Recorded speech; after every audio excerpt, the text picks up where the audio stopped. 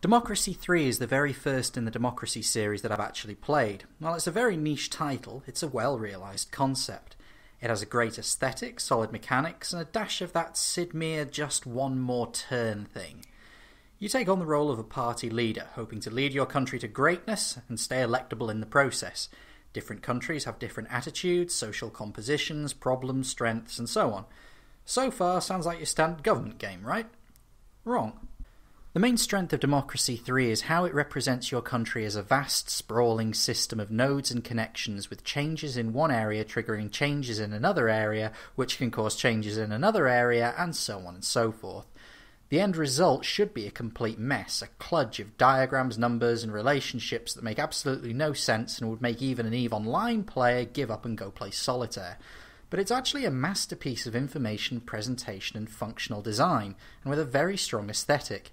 In short, despite being a 2D game made up almost entirely of charts and diagrams, Democracy 3's graphics are, especially from a functionality standpoint, really, really good. Here's how it works. You identify something that you want to change. Perhaps immigration is too high, perhaps you want to reduce the number of a given demographic. Either way, just locate that statistic on the main UI and hover over it. Right away you can see what's driving that stat up and what's dragging it down. Clicking on any stat or node will also give you a breakdown of the effects of that stat, as well as the causes and the intensity over time. If you click any of these causes or effects, you'll be taken to that stats screen right away. This means you can rapidly backtrack through a potential chain reaction to identify something you can change, which will, eventually, result in a knock-on effect that gives you the change that you're actually looking for. Sometimes changing the thing you actually want to change can cost money or have other negative impacts, and so it can be avoided by making tweaks elsewhere. Some important statistics like GDP are shown on the main screen in blue, and those can't be changed directly. In order to increase or decrease them, you will need to alter something else that feeds into them. Your policies, the grey nodes, are your primary means of interaction with the game. Their intensity can be set, but there is a lead time on all changes you make, meaning that changes creep up slowly after a number of turns rather than being applied all at once.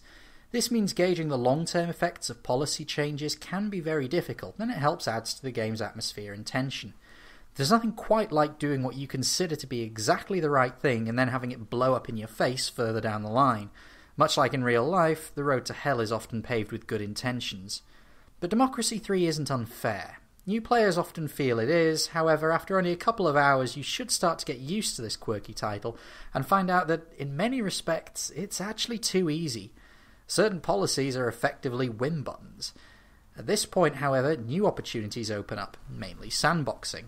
Once you know and understand the system, that is to say the web of policies, nodes, opinions and other information that Democracy 3 throws at you, you can manipulate it quite easily, and the game starts to become more of a toy. That won't be for everybody, but I genuinely enjoy trying to play the game using specific styles or shape countries in a variety of ways. A common complaint I hear about Democracy 3 is that it's biased in favour of the political left. Personally, I think this complaint is total bull. I've had no problems playing in a very right-wing style or a very left-wing style. Just get better at the game, sucker. In all fairness, I think it stems from the fact that many people can't decide if Democracy 3 is a game or a sandbox. Its only victory condition is to survive for X many turns, and that's assuming that you even bother to set the timer. Otherwise, the game can just go on forever. As such, I think a lot of players assume it's a sandbox game and just start to try pass a lot of right-wing legislation and get rid of the left-wing stuff. The problem is that the system is very delicate and doesn't tolerate large changes all that well. This is especially true if you're trying to drive a country against their normal cultural values. Germany, for example, starts out quite liberal and socialist. You can, given time, drive them towards capitalism and conservatism, but you need to do it gently. While Democracy 3 is a great sandbox, it's easy to forget that it's a game too, and you need to treat it as such. Your main in-game resource is political capital, which is generated by your cabinet. Your cabinet can be shuffled around and members replaced, but each minister comes with their own set of loyalties to a particular demographic. Annoying that demographic will also annoy the minister, making them less effective and, if nothing is done, resign on principle. Capital can be spent to raise or lower policy intensity, as well as introducing new policies or scrapping existing policies entirely. To help you best decide how to spend your capital, the game provides a number of very useful and effective charts and measures ranging from pie charts of income and expenditure, line charts showing useful comparative figures, intelligence briefings, focus groups, and even more besides. And all of it laid out in a way that is easy to follow, easy to interact with, and intuitive to navigate. I can't stress enough how good Democracy 3 is at presenting meaningful information to the player. Democracy 3's lose condition is tied to your popularity, and that is in turn tied to what each demographic thinks of you. It's quite brutal. If you lose an election, then you're out. One chance. No lives, no continues. Balancing opinion, though, is harder than just building more pubs. Unlike many other government games, your citizens tend to belong to more than just one group.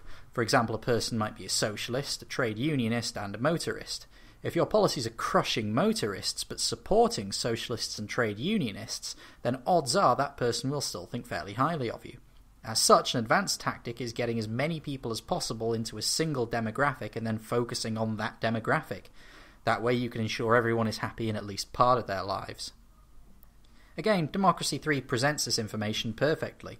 As you've probably guessed, the solid coloured bars in the centre of the main screen are each demographic's opinion of you, but the greyed out bar behind it is also a relative measure of that faction's size as well, meaning you can quickly ID if it's even worth appeasing a given demographic.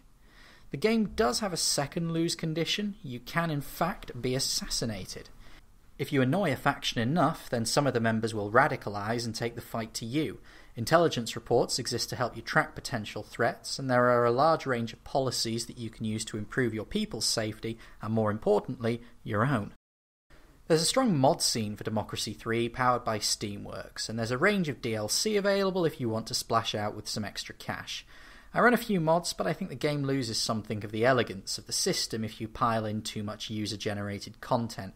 That's just a personal opinion, though. Either way, there are plenty of opportunities to add more content to the game if you feel that you want it. Hit up the mod shop on Steamworks and see if anything takes your fancy. Democracy 3 isn't a game I play often, but when I do, I always enjoy it. Much like Mount and Blade, the various strange things that can happen lend an element of emergent narrative to any player that wants to build on it, but if that's not your cup of tea, then you can just hang the narrative entirely and focus on the numbers.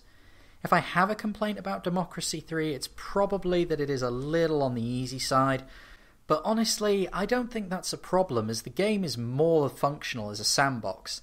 It's just that like most good sandboxes, it places you under threat and limitations so that achieving your objectives becomes all the sweeter. All in all, it's a triumph presentation backed up by solid and mostly intuitive blocks of mechanics. The chart-based gameplay certainly does make this title quite niche, but if it doesn't bother you, then I would recommend Democracy 3. However, if you need more from your games than a flood of well-made graphs and diagrams to help you make numbers dance, you should probably skip over this one. It isn't a game for everyone, but for those who do enjoy a more sedate, cerebral pace, I think you'll find something of value here. Democracy 3 was created and published by Positech Games and is available on Steam for £18.99 or whatever that is in your neck of the woods. But for now, I'm Evis T, signing off.